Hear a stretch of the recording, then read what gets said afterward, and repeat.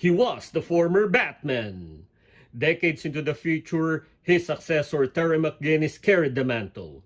Though retired, he still mentors and assists Terry in fighting crime together with his loyal dog Ace. He is Bruce Wayne! I am the Markman, and today we're going to unbox and review McFarlane DC Direct figures of Bruce Wayne and Ace from the Batman Beyond animated series. But before we start, just a simple request, please subscribe to my channel. So are you ready?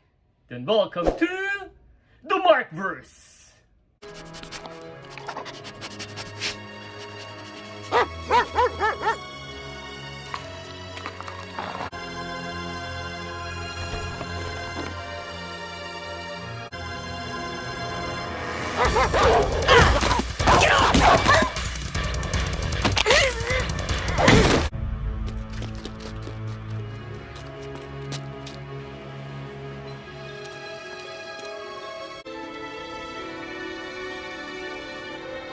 Don't worry, boy.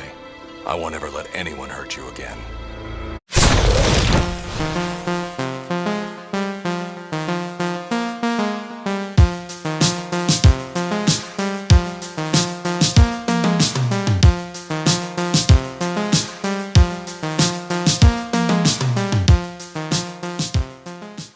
Looking at these figures brings so many memories of my childhood.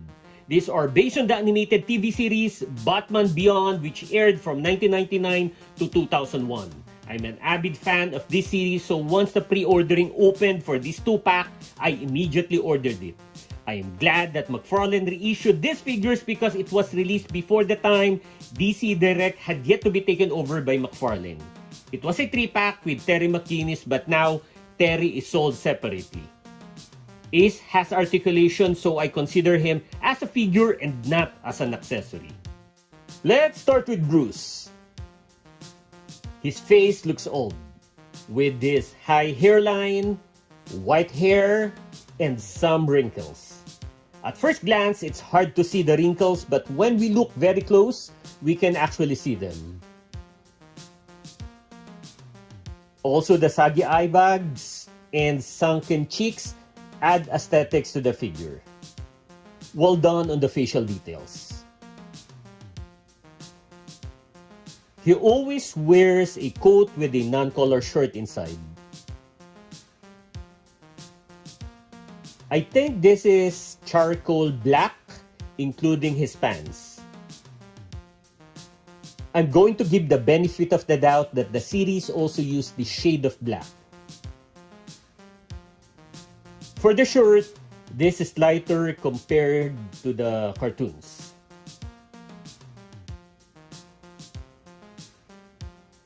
This is very smooth and has good color finishing. It's clean.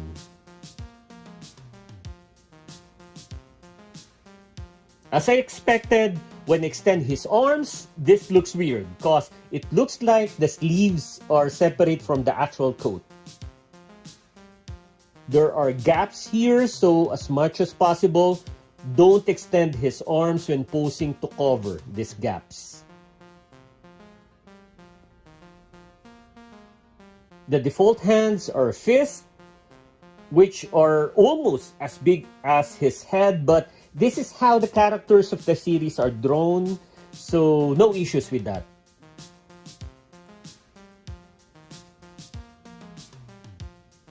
Last is his pointed shoes, which could be considered deadly weapons.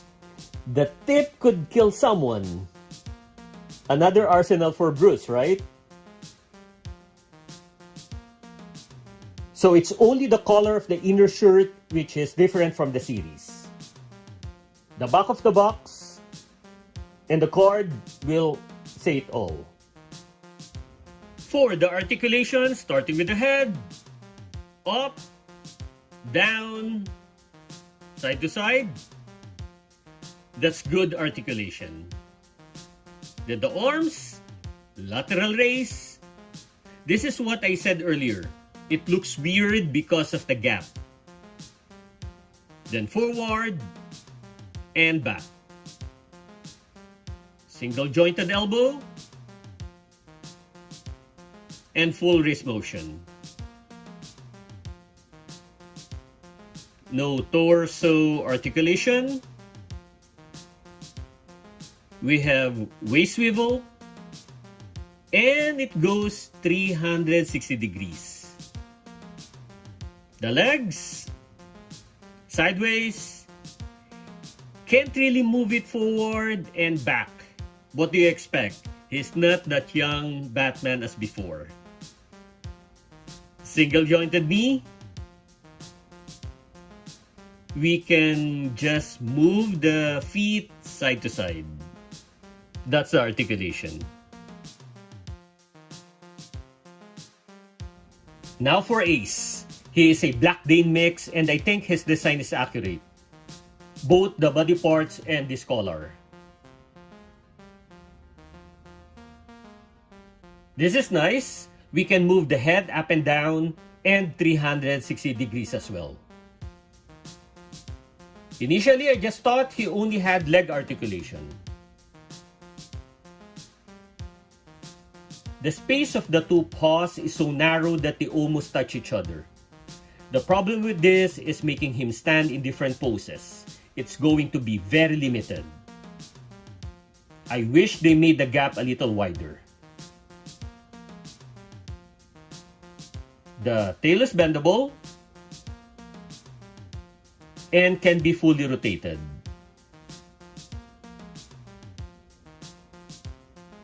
The texture is smooth and it's painted very well. For the accessories, we have a stand. So let's connect these three parts.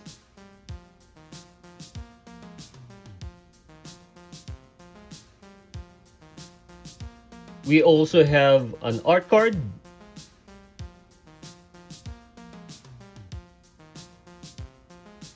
Then this simple walking cane. Then 6 interchangeable hands. 2 hands to be able to hold the cane. 2 hands that look like the letter C. And another pair of semi-open hands. Let's measure both. Bruce is around 6 inches, while Ace is 3.5 inches long and 3.25 tall. Then the comparison. I had Ace the Bat Hound and Crypto from the League of Super Pets. Then the comparison for Bruce. Again, he is 6 inches, with the 7-inch scale Batman Arkham City and Arkham Knight. Then 2 small 7-inch scale figures, the Robin, Damian Wayne, and the Penguin. Then the 6-inch scale figures, Batman 66, Adam West, and Mr. Freeze.